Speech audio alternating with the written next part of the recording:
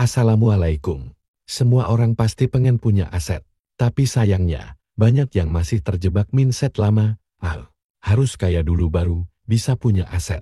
Atau gaji segini mana cukup buat investasi. Padahal, kenyataannya justru sebaliknya loh. Kamu nggak perlu jadi sultan dulu buat mulai membangun kekayaan. Di era digital seperti sekarang, peluang membangun aset terbuka lebar. Bahkan, untuk kamu yang masih berstatus karyawan dengan gaji pas-pasan.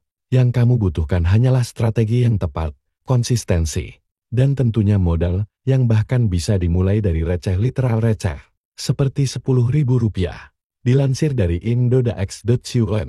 Inilah 7 cara bangun aset dari nol. Berikut ini adalah 7 cara paling realistis dan teruji yang bisa kamu lakukan untuk mulai bangun aset dari nol tanpa nunggu kaya dulu. Tanpa harus punya ratusan juta di rekening. 1. Tentukan dulu tujuan finansialmu, kompas perjalanan asetmu. Sebelum kamu mulai menyelam ke dunia investasi dan membangun aset, ada satu hal fundamental yang sering terlewat. Tujuan keuangan jangka panjang yang jelas. Tanpa tujuan yang spesifik, perjalanan finansial goal, mapping kamu akan seperti kapal tanpa kompas terombang-ambing tanpa arah. Perencanaan keuangan pemula yang solid selalu dimulai dengan pertanyaan mendasar. Kenapa sih kamu mau punya aset? Apakah untuk pensiun nyaman di usia 50? Atau mungkin pengen punya properti sendiri dalam 5 tahun ke depan? Bisa juga untuk mencari passive income yang bisa cover kebutuhan bulanan kamu. Setelah kamu tahu kenapa, langkah berikutnya adalah membuat target yang SMART spesifik, measurable terukur, achievable dapat dicapai, relevan, dan time bound punya batas waktu. Misalnya, dalam 3 tahun, aku mau punya aset kripto senilai 50 juta yang bisa kasih passive income 2 juta per bulan. Tujuan yang jelas akan jadi motivasi kuat saat kamu menghadapi godaan untuk menghabiskan uang untuk hal-hal konsumtif. Ini juga yang akan bantu kamu tetap konsisten saat pasar lagi turun atau kondisi keuangan lagi ketat. 2. Mulai dari aset digital, praktis dan terjangkau di era modern.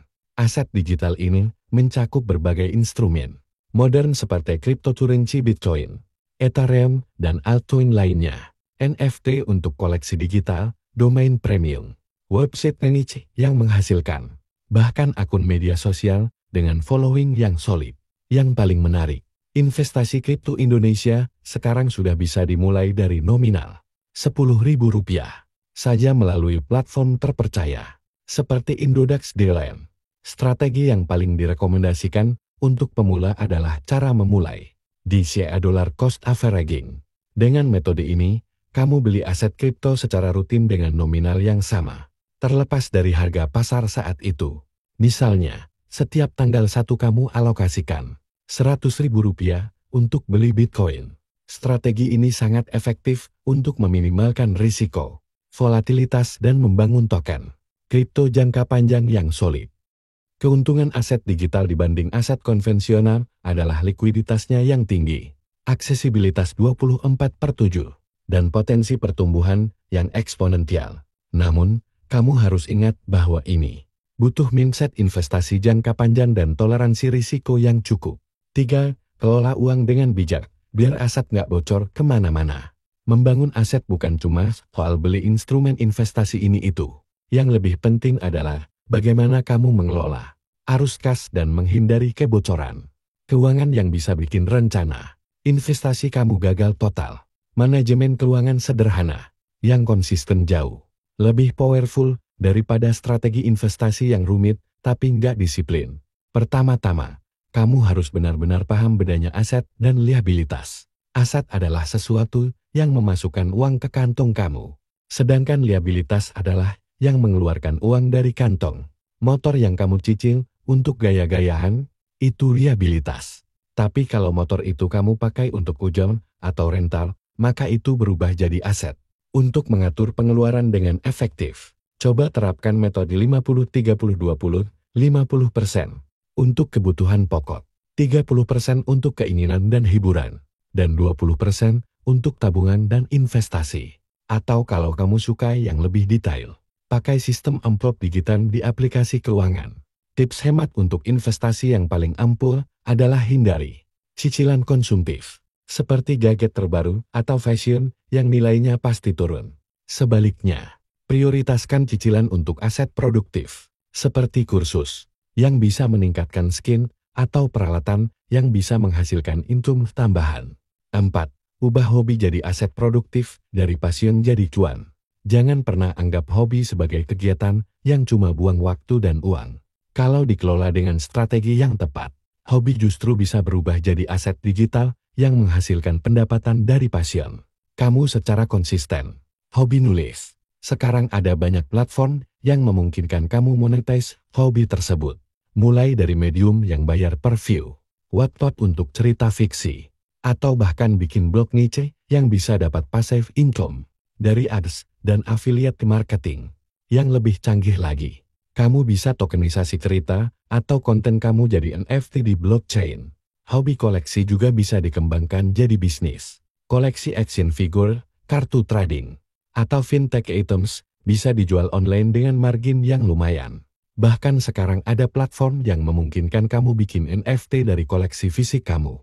Cara menghasilkan uang dari hobi ini harus dilakukan dengan konsisten dan profesional. Jangan sampai hobi jadi beban atau malah bikin kamu stres. The goal is to make money from what you love, not to hate what you do for money. 5. Edukasi adalah aset terbaik. Investasi diri dulu sebelum investasi uang. Banyak orang lupa bahwa aset paling berharga yang bisa kamu miliki bukanlah emas, properti, atau bahkan kripto, tapi diri kamu sendiri. Literasi keuangan digital dan skill yang kamu punya adalah foundation dari semua kesuksesan finansial yang akan kamu raih. Investasi diri sendiri melalui edukasi punya ROI yang gak terbatas dan gak bisa dicuri atau hilang karena inflasi. Mulai dari ikut kursus finansial online gratis di platform seperti Coursera, X, atau YouTube, khusus untuk dunia kripto dan blockchain.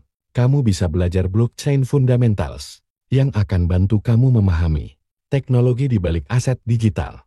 Rutin baca konten edukatif dari sumber terpercaya seperti Indodax Academy, Pintu Academy, atau media finansial kredibel lainnya. Join juga komunitas investor dan trader yang positif di Telegram atau Discord buat sharing pengalaman. Dan insight yang gak kalah penting adalah mengikuti perkembangan teknologi finansial terbaru.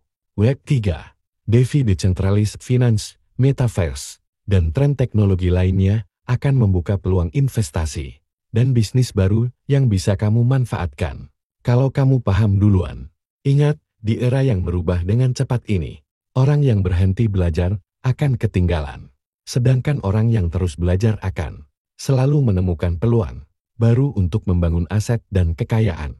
6. Aset fisik masih penting, tapi bertahap dan strategis. Properti, tanah, dan logam mulia memang tetap jadi aset idaman karena sifatnya yang tangible dan historically stable. Tapi kamu nggak harus langsung beli rumah atau tanah kafling buat mulai investasi aset fisik.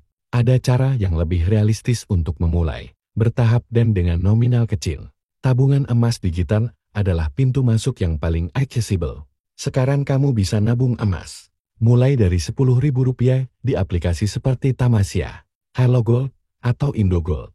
Emas yang kamu beli akan disimpan dalam bentuk sertifikat digital, dan kamu bisa cairkan kapan saja atau bahkan ambil fisiknya kalau udah mencapai berat tertentu. Untuk investasi properti pemula, kamu bisa mulai dengan reksadana properti atau REIT, Real Estate Investment Trust, yang memungkinkan kamu punya properti dengan modal kecil. Platform seperti Bibit, Bareksa, atau aplikasi sekuritas lainnya menyediakan produk ini dengan minimum investasi yang terjangkau. Prinsip utamanya, fokus ke akumulasi aset produktif yang bisa menghasilkan cash flow atau capital gain, bukan aset konsumtif yang nilainya cenderung turun seperti mobil, bawang, atau furnitur mahal. 7. Gunakan teknologi buat memonitor dan mempercepat pertumbuhan aset.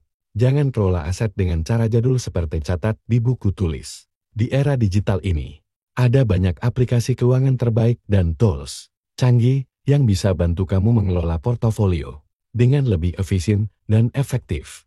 Untuk tracking investasi online dan pantau portofolio digital, kamu bisa pakai aplikasi seperti Finansialku untuk overall financial planning, atau coin tracker dan blockfolio khusus untuk aset kripto. Aplikasi-aplikasi ini nggak cuma bisa tracking performance, tapi juga kasih insight dan analisis yang berguna untuk decision making. Please subscribe, share, likes. Terima kasih.